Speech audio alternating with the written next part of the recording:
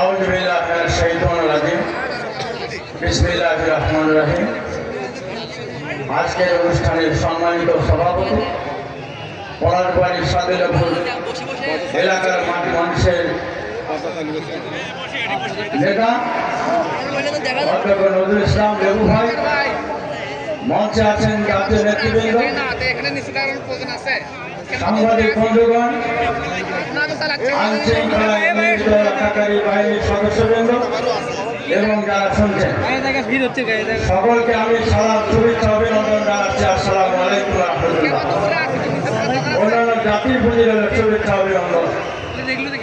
প্রিয় ভাই সব, আজকের এই মিটিংয়ে আমি লক্ষ্য করতে পারছি আমার আবু সাইদ আছে, মাওলানা দেলাওয়ার হোসেন সাইদির সেই দৃশ্য দেখতে পাচ্ছি যে সাইদির জানাজা, মায়ের জানাজায় গিয়েছিলাম, দোয়া করতে দেওয়া হয় নাই।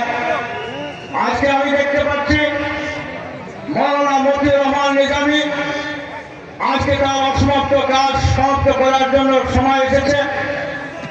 আজকে আমি বাংলাদেশের বুকে দাঁড়িয়ে আমি বলতে চাই, এই রাষ্ট্র সারা পৃথিবীর বুকে মাথা উঁচু করে দাঁড়াবে এবারের নির্বাচনের মধ্য দিয়ে।